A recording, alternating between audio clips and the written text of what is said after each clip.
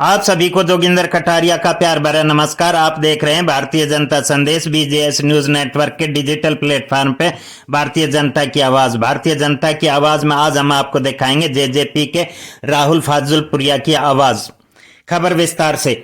आज राहुल फाजलपुरिया जेजेपी नेता चौटाला के भाई दिग्विजय सिंह चौटाला, गंगाराम ऋषिराज राणा एवं कई गणमान्य जेजेपी के नेताओं के साथ में राहुल फाजलपुरिया गांव पथरेडी में पहुंचे।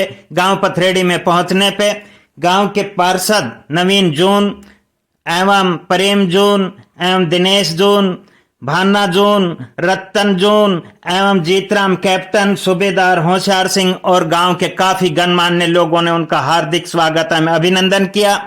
तो साथ में ऋषिराज राणा एवं कई जेजेपी नेताओं ने ताऊ देवीलाल के नारे लगवाए तो पूरा पांडाल चौधरी देवीलाल अमर रहे के नारों से गूंज उठा।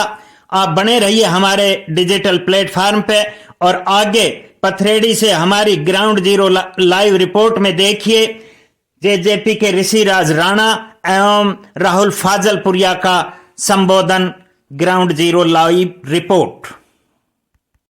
जिन्होंने हमारे बुजुर्गों को, हमारी माताओं बहनों को आत्मसम्मान दिया, मैं कहूंगा ताऊ देवीलाल आप कहेंगे अमर रहे।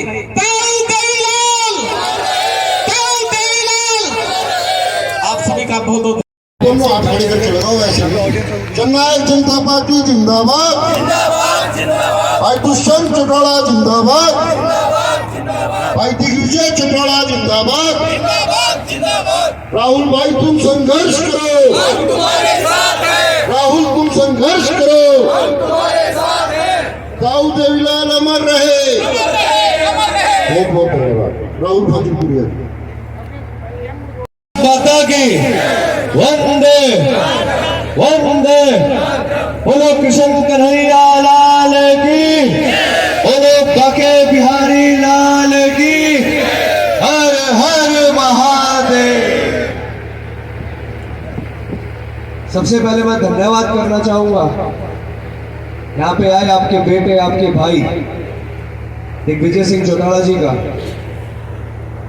भाई दुष्यंत सिंह चौटाला जी का, बाबूजी अजय जी का, पूरी जनता जननायक पार्टी का, जिन्होंने मुझे इस योग्य समझा, इस काबिल समझा और पार्टी की टिकट बेच के आप लोगों के बीच में दे। मैं धन्यवाद करना चाहूंगा यहाँ पे आए बड़े बुजुर्गों का, मेरी माता बहनों का, पथरेडी की सारी सरदारी का, जो इतनी गर्मजोशी से आप लोगों ने मेरा स्वागत किया, आप लोगों ने मेरा अभिनंदन किया। आप लोगों को हाथ जोड़ के राम राम राम।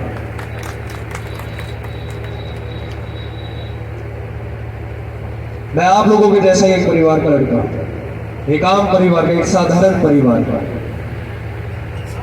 मैं कोई राजा रजवाड़ा या कोई बड़े खानदान से रिश्ता नहीं रखता। इस पार्टी ने मेरे ऊपर विश्वास जताया। मैं आप लोगों को ये विश्वास दिलाना चाहता हूं कि जो हमारे साथ आज तक होता आ रहा है, जो आज तक हमारे नेता हमारे बीच में नहीं आ रहे, हमारे काम नहीं हो रहे हैं, मैं ऐसा बिल्कुल नहीं होने दूंगा। क्योंकि इन समस्याओं से मैं भी जूझ रहा हूँ, वही समस्या मेरे साथ है। मैं भी ऐसे ही काम से आता हूँ जिस गांव के सीवर भार ओवरफ्लो हो रहे हैं, गांव के अंदर कूड़े डाले जा रहे हैं, जमीनों को कब्जाया जा रहा है और सरकार द्वारा कोई काम नहीं हो रहा। हमारे किसान भाई मानेसर में पिछले 13 महीने से बैठे 1128 जमीन का जिक्र है। कोई उस पर कोई सुनवाई नहीं हो रही। जमीन कब्जा ली गई है सरकार द्वारा। मैं पूछना चाहता हूं इस सरकार से, अडानी अंबानी के तो ये लोन भी माफ कर देते हैं, किसानों के साथ ऐसी बदसलूकी क्यों? इनकी जमीनें क्यों कब्जाई जाती हैं? ना इनके पैसे दिए जाते, ट्रेडिजी में पैसे फंसा देते। क्या ये सही है? क्या आज तक इसमें कोई सुनवाई हुई है? विषय हार जीत का नहीं है, विषय राजनीति का नहीं है, विषय बदलाव का।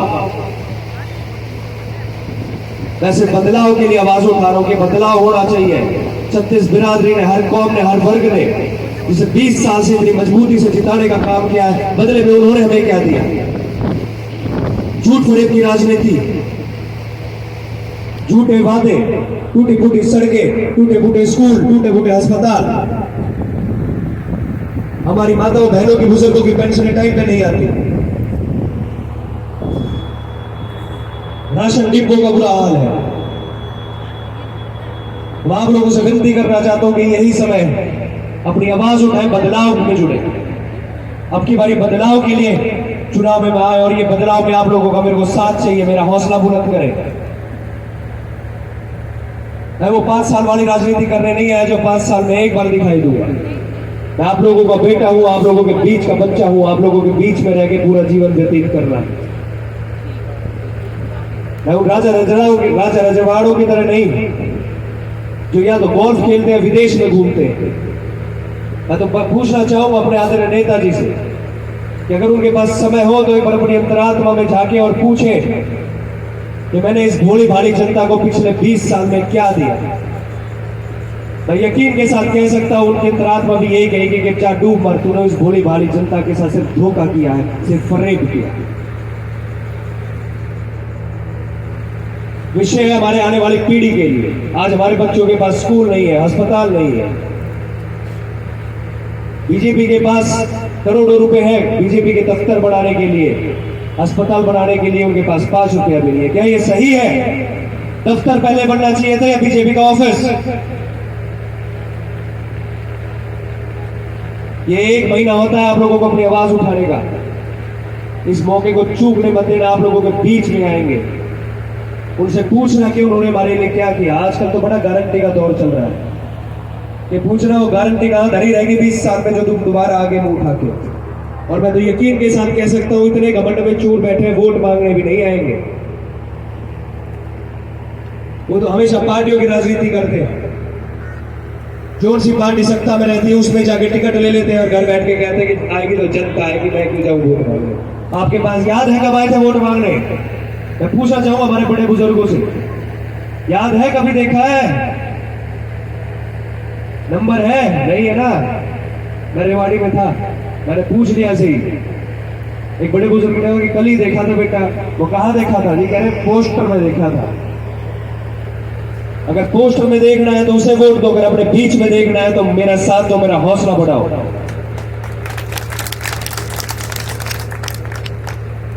मैं विश्वास दिला के जा रहा हूं आप लोगों को, जो सम्मान आप लोगों ने दिया, जो आशीर्वाद दिया है, जो पूरी लोकसभा की माताएं बहनें ये कलावा बांध के ऊपर मेरे ऊपर विश्वास कर रही है, मैं यकीन के साथ कह सकता हूं आप लोगों का विश्वास टूटने नहीं दूंगा, सम्मान कम होने नहीं दूंगा।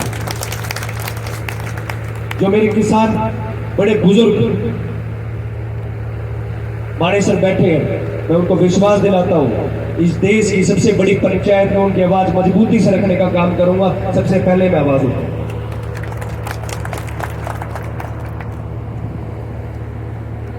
आप लोगों के आशीर्वाद से अच्छे मौकाओं पे हम गाने बना लेते हैं, बॉलीवुड में काम कर रहे हैं, लेकिन फिर भी समाज के बीच में रहता हूं जब भी मेरे समाज को जरूरत होती है। चाहे वो किसान आंदोलन रहा हो, हमने उसमें सबसे पहले जाके आहुति डाली, गाने बनाए, हमारे ऊपर मुकदमे लगाए, आज भी मुकदमे चल रहे हैं। चाहे अहिर रेजिमेंट का मुद्दा रहा हो, ये बाबूजी खड़े हैं मेरे साथ, एक साथ हम लोगों ने जेल काटी, बदसलूकी हुई, डंडे मारे गए, हमारे साथियों को नंगा कर करके गालियां दी गई। मैं निकम्मी सरकार को यह बताना चाहता हूं कि समाज के लिए ऐसे 1000 मुकदमे लगवाने के लिए तैयार है, क्योंकि समाज के लिए तो मर्द लगवा सकते हैं, ना मर्दों के बस की बात है।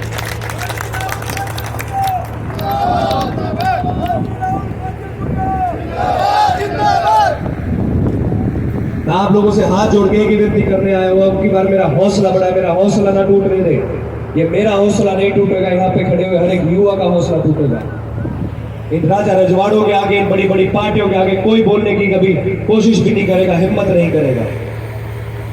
चुनाव बड़ा है, चुनौतियां बहुत है, बड़ी बड़ी पार्टियां हैं, बड़े बड़े नेता हैं, पर इस संघर्ष की लड़ाई में मैंने सोच लिया है, ना मैं इनसे झुकने वाला हूं, ना मैं इनसे रुकने वाला हूं। आप लोगों से हाथ जोड़ के विनती है कि 1 तारीख को हम नॉमिनेशन भर रहे हैं गुड़गांव में, आप लोग जरूर आए। मैं पीले चावल देके जा रहा हूं और इस बदलाव की लड़ाई में मेरा साथ दें। इस बदलाव की आंधी उसी दिन उड़ेगी। मेरी माताओं बहनों से हाथ जोड़ के विनती है, जो कलावा बांध के विश्वास जता रही है मैं अपनी बहनों की सुरक्षा में सबसे आगे खड़ा रहूंगा, अपनी माताओं के लिए सबसे आगे रहूंगा। मेरे माँ बाप तो स्वर्ग में है, लेकिन आज जो मेरी माताओं ने और मेरे बड़े बुजुर्गों ने यहाँ पे आके आशीर्वाद दिया है, उनकी कमी पूरी करी है, उसके लिए मैं आप लोगों का बहुत बहुत धन्यवाद करता हूं। मैं सॉरी, एक छोटी सी मिस्टेक हो गई थी।